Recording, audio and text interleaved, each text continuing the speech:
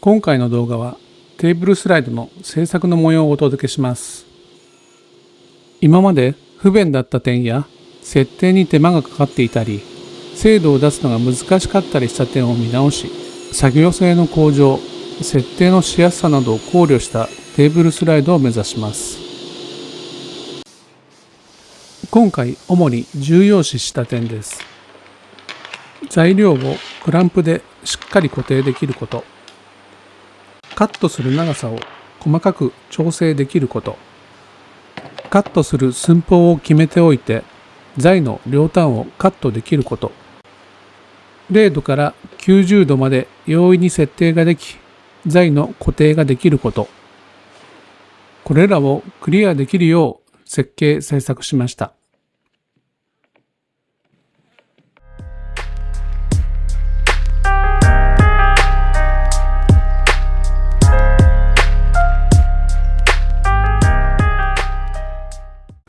こんにちは、AK デザインの黒田です。今まで使っていたこのスライドをもう一回作り直そうと思っています。今までのはここにメジャーがあって、それに合わせてストッパーをスライドさせて作業していました。角度をつけてカットする場合は、ストッパーを下から留め付けて、クランプで材の固定をして作業をしていました。角度の微調整はビスを回して調整をしていました。今回のスライドのベースとなる板はラワンナンバー材としました。厚みは T スロットトラックを使う関係で 21mm 厚のものにしました。ベースの板には材の固定用に T スロットトラックを2本取り付けます。直角を出すフェンスには反りが出にくいよう多くの材を何枚か剥ぎ合わせたものにしました。そしてこのフェンスにも T スロットトラックを使います。そしてその T スロットトラックを移動するストッパーも取り付けます。長い材を寸法に合わせてカットできるようにフェンスの一部が伸ばせるようにします。角度をつけてカットする場合のフェンスも作ります。そしてそのフェンスを固定するクランプと材を固定するトルグクランプを取り付けます。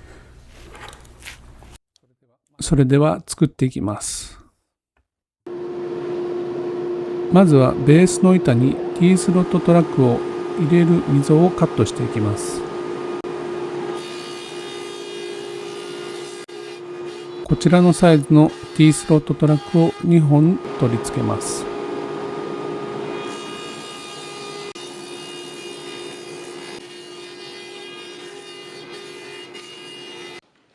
スライドのレール溝用のランナーを加工していきます。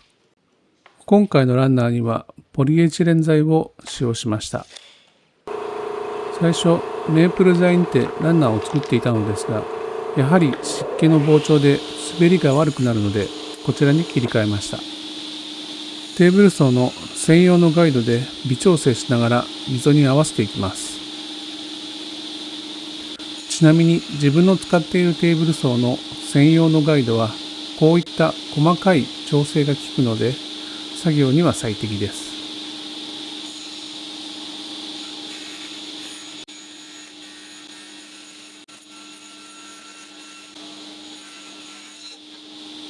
溝に対してランナーに遊びがないか、また滑りにくくなっていないかを確認します。ランナーが曲がったりしないようにまっすぐな材に当てながら取り付けていきます。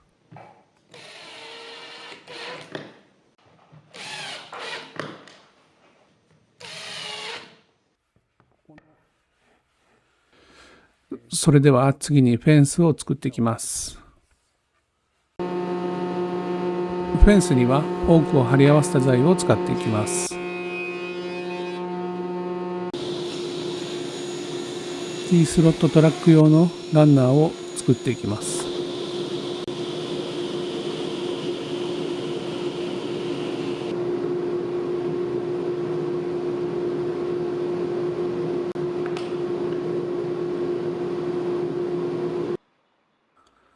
ストッパーのベースにランナーをつけていきます。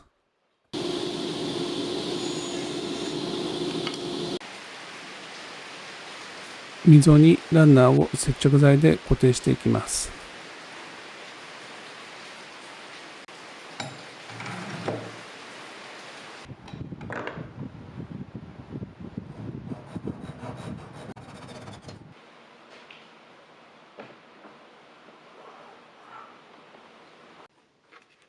次にノブを作っていきます。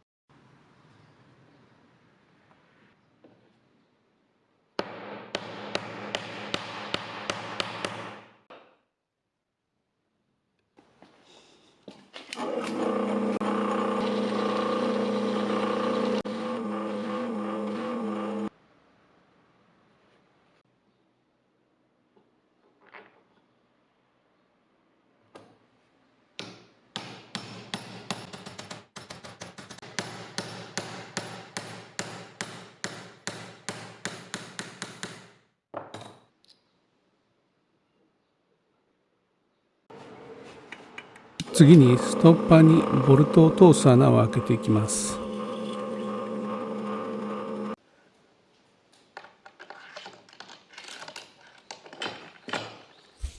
これでストッパーがスムーズに動き、しっかりと固定することができるようになりました。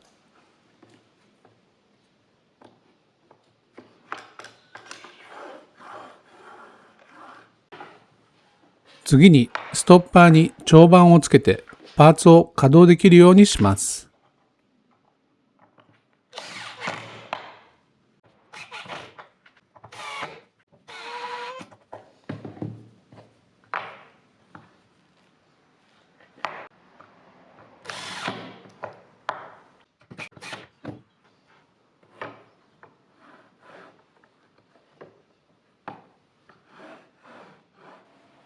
次にフェンスを留め付けていきます。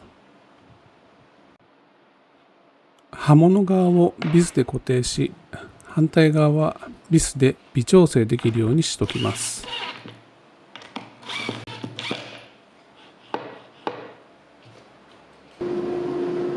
材を5回切ってフェンスの精度を高めていきます。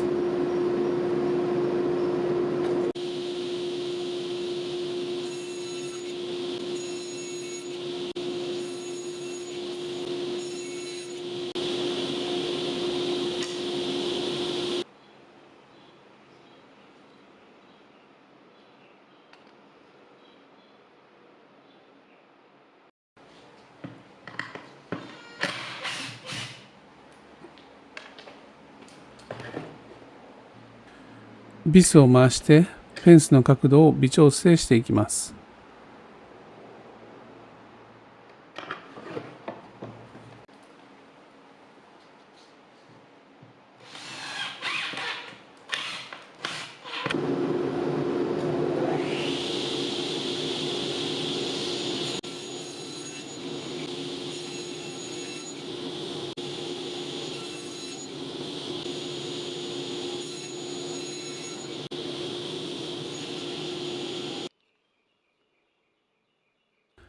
何度目かの調整でやっと満足のいく設置ができました。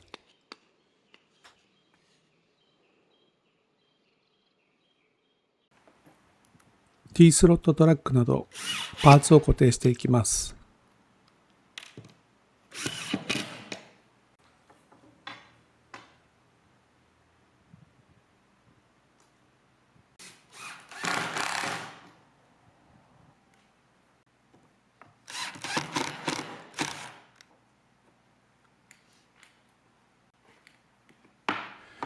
フェンスが延長できるようにしていきます。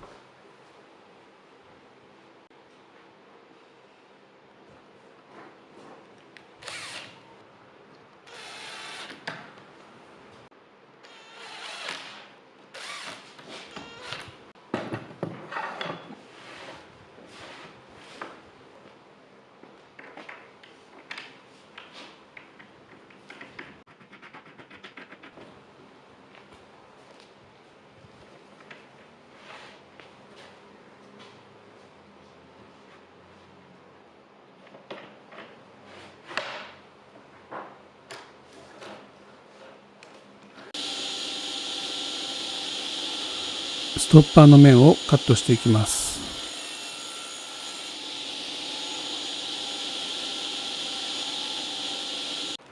壊れて使えなくなったスケールのテープを利用して目盛りとしていきます。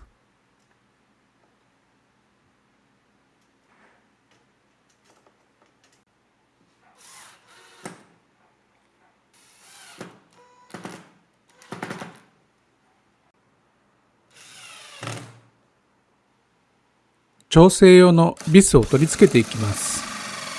これをつけることで細かくカットの調整ができるようになります。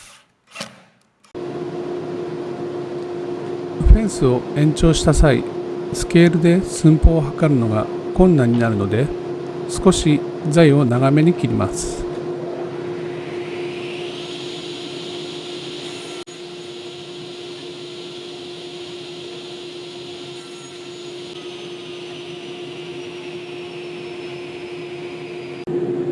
今回 860mm の材が必要でしたので、まずは 862mm でカットします。そして微調整用のビスを回してカットする寸法を調整していきます。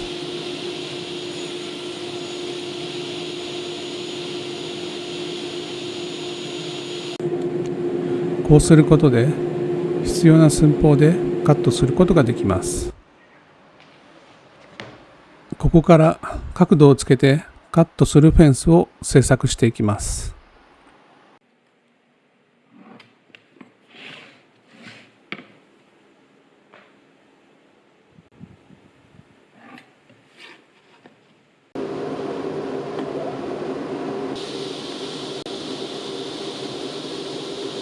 まずはベースの板を作っていきます。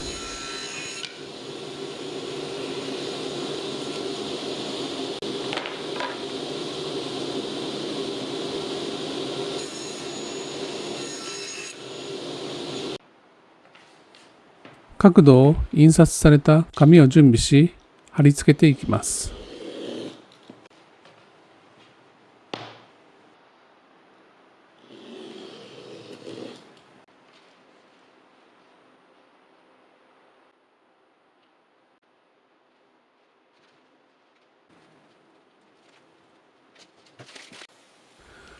ベースの板に角度の紙を貼り付けていきます。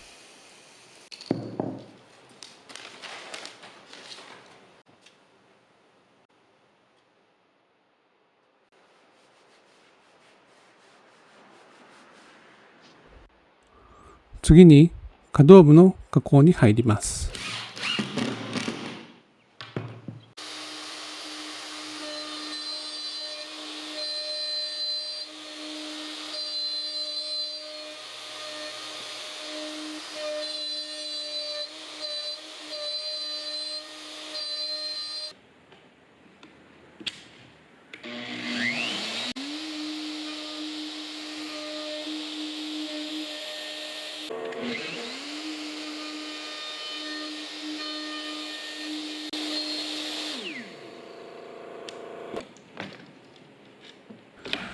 可動部の板にメモリ用の窓を開けていきます。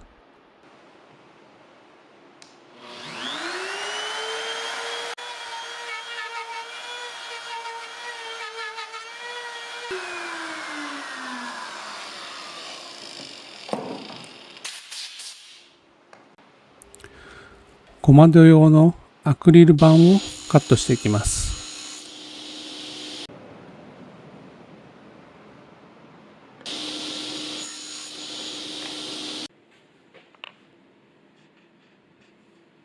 アクリルに目印となる線を入れ、小窓に設置します。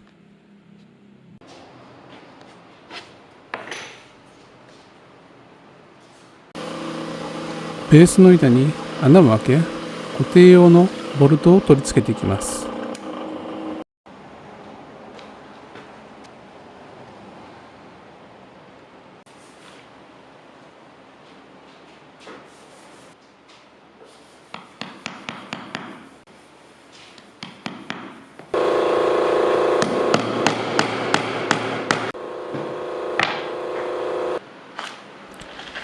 可動部にガイドを取り付けていきます。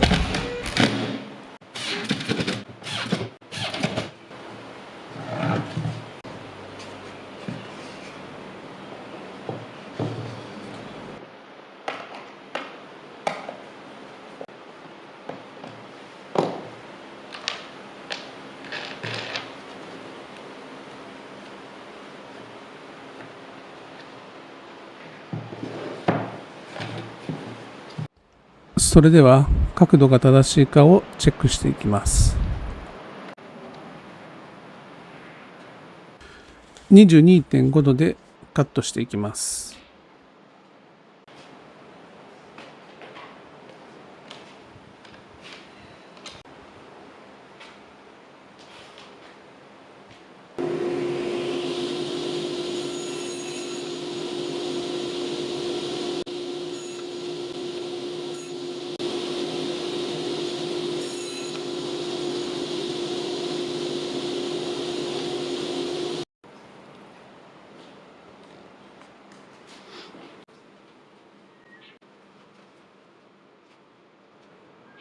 ほぼ狙った通りの角度が出ました。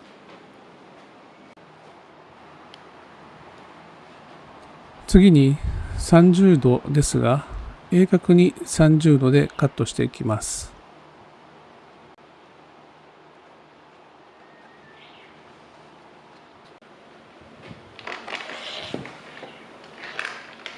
今回は正方形の板を用いて、円定規が刃物と平行になるように設置します。そうすることで鋭角に材をカットすることができます。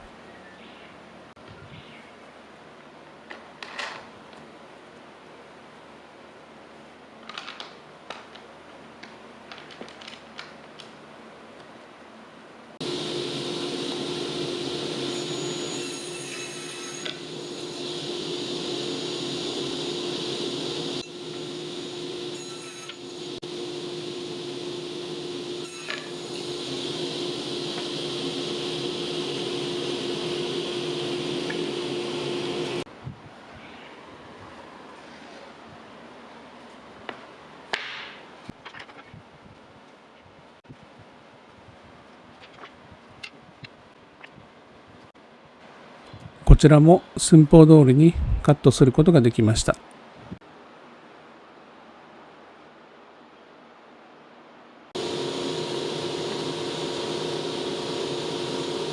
今まで使ってきたスライドの問題点を洗い出し、いろいろと改良点を足して、より高性能のスライドの製作を目指しました。これからも面白いものを作っていきたいと思います。もしよろしければ、いいね、チャンネル登録をよろしくお願いします。